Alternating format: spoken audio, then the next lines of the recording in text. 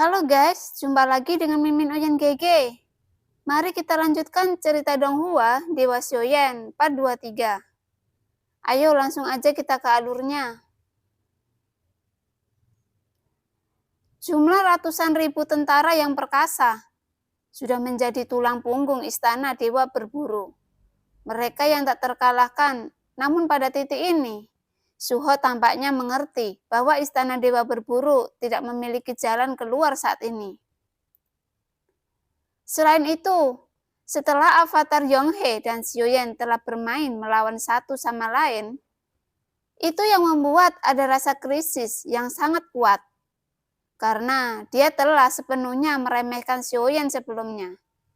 Dan dia tidak pernah berpikir bahwa Xiaoyan akan begitu kuat. Terutama saat Su Ikun muncul saat itu. Oleh karena itu, Suho sedikit tidak dapat menerima. Dia tidak tahu bagaimana Xiaoyan melakukannya dan mengapa Su Ikun yang aneh tiba-tiba menghilang. Akan tetapi, dia tidak menyangka Xiaoyan bisa mengubah binatang buas tingkat ini, bisa menjadi bawahannya. Bahkan Suho tidak bisa melakukannya.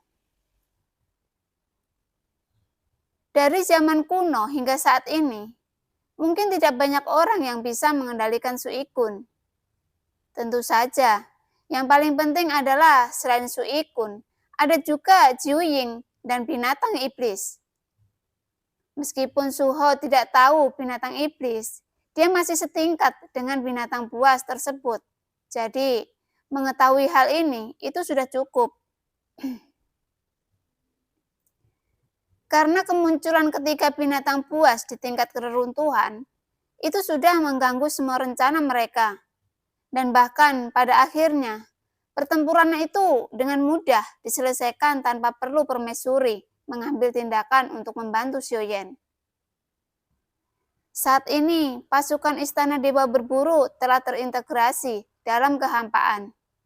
Tetapi, semuanya masih menggantung di udara. Dan mereka tidak segera berangkat, seolah-olah mereka sedang menunggu sesuatu. Saat ini tidak ada keraguan tentang kekuatan pasukan yang perkasa itu. Akan tetapi, Suho masih merasa itu jauh dari cukup. Meskipun dapat mengharapkan bahwa Taisu juga akan bergerak. Tetapi menurut pengalaman yang sebelumnya, dia tidak dapat mengandalkan Taisu karena mereka terlalu sombong. Jika dia ingin menyelesaikan Xiaoyan dan permaisuri saat ini, dia juga harus mengandalkan diri sendiri dan tidak mengandalkan orang Taisu. Namun setelah beberapa saat, saya hanya mendengar auman binatang buas yang dalam. Mereka datang dari ujung yang jauh, dan dengan suara auman binatang buas, saya bisa merasakan paksaan yang kuat dan menyayat hati datang. Dalam kehampaan, ratusan pasukan binatang buas berkumpul dari bintang-bintang di sekitarnya. Dan di depan binatang buas ini, ada sosok naga raksasa yang bersayap 6, dengan sisik merah gelap di sekujur tubuhnya. Dipimpin oleh naga banjir merah yang marah ini, semua pasukan ratusan binatang buas ini rasanya mengejutkan ketika raungan binatang buas menyebar di kehampaan. Dengan pasukan ratusan ribu orang dan pasukan ratusan binatang buas ini adalah pertempuran terbesar di Istana Berburu. Bahkan tidak ada yang merasa takut dan bahkan ada raungan yang bersemangat saat ini. Karena Istana Dewa Berburu tidak pernah kalah di pertempuran sebelumnya, itu yang menjadi kebanggaan di hati mereka. Itu yang membuat mereka merasa bahwa formasi seperti itu pasti tak terkalahkan, dan tidak mungkin dunia nyata Xuan Yin memiliki kekuatan untuk bertarung melawan Istana Dewa Berburu. Itu akan jadi momen Istana Dewa Berburu mereka akan memenangkan pertempuran ini. Setidaknya saat ini, ada ratusan ribu orang melayang di udara dan ratusan binatang buas, dan mereka juga berpikir demikian. Jenderal Istana Dewa Berburu mematuhi perintah dan akan pergi bersamaku dalam ekspedisi membunuh permaisuri. Suho segera berteriak. Kali ini istana dewa berburu akan keluar, dan sekarang adalah kesempatan terbaik untuk melakukannya, karena Suho sudah menyelidiki semuanya. Dan kali ini permaisuri tidak membawa rombongan bawahannya. Jika dia bisa membentuk postur pengepungan dan penindasan dengan Taisu, maka mungkin tidak mustahil untuk melenyapkan permaisuri dalam pertempuran ini. Bahkan jika permaisuri tidak dapat dimusnahkan saat ini, untuk permaisuri yang telah jatuh, selama dia mencoba yang terbaik untuk melindungi Shoyen, pertempuran ini akan menghabiskan banyak energinya. Dan ketika kekuatannya yang tersisa habis, permaisuri akan binasa dengan sendirinya. Jika tidak, dia akan membunuhnya.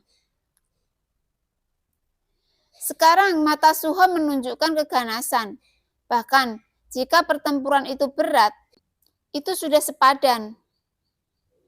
Namun ketika mereka mendengar kata permaisuri, ratusan ribu pasukan yang bersemangat itu jelas terdiam sesaat. Tetapi itu hanya sesaat, dan segera semangatnya mendidih lagi. Jelas, dengan perubahan waktu, era ketika permaisuri sudah menghilang dalam waktu lama, di dunia nyata Xuan Yin, sehingga kekuatan permaisuri juga ada dalam rumor saja. Ada sangat sedikit orang yang pernah melihat permaisuri, dan tidak ada banyak orang di era yang sama dengan permaisuri saat ini. Karena itu, tidak banyak orang yang benar-benar memahami kekuatan permaisuri.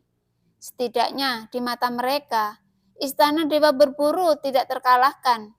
Bahkan jika ada permaisuri, itu tidak menjadi masalah. Suho telah memimpin istana dewa berburu melalui pertempuran yang tak terhitung jumlahnya. Dan semangat pasukan yang kuat ini juga didirikan dalam kemenangan saat itu. Justru karena inilah, istana dewa berburu bisa menjadi sangat kuat sekarang. Ia memiliki pembangkit tenaga listrik paling abadi di dunia nyata Xuan Yin, dan memiliki formasi awan Sirus yang terkuat. Ketika semua ini bertambah, tidak ada yang merasa takut. Dengan lambaian jubah lengan Suho, formasi pergeseran awan Sirus sekali lagi mengembun di atas bintang-bintang di istana dewa berburu. Berhenti. Saya melihat seberkas cahaya dari pusat formasi awan Sirus meledak ke dalam kekosongan. Energi yang kuat mendistorsi kekosongan, dan itu benar-benar merobek celah ruang. Dan dia merancang formasi dengan liar, dan kekuatan abadi dituangkan ke dalamnya. Namun ketika suara Suho bergema di kehampaan, dipimpin oleh 100 binatang buas dengan ratusan ribu pasukan di belakangnya, mereka menyapu ke arah celah di kehampaan yang terkoyak. Suho secara paksa merobek kekosongan melalui kekuatan formasi pengubah awan Sirus, membentuk lubang cacing ruang kecil. Hanya dengan cara ini, dia dapat mencapai hutan belantara abadi dengan kecepatan tercepat.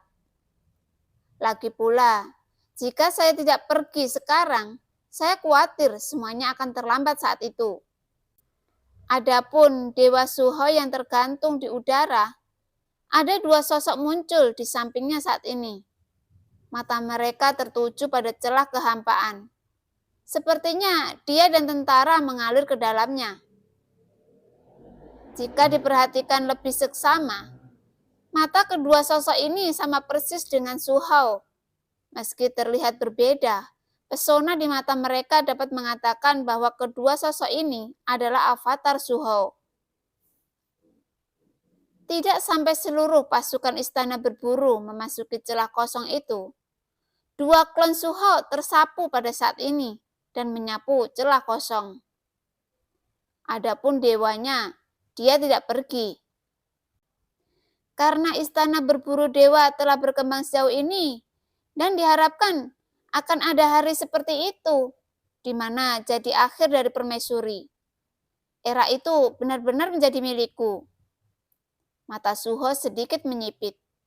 Dan di bawah matanya yang tampak datar, ada kegilaan yang belum pernah terjadi sebelumnya.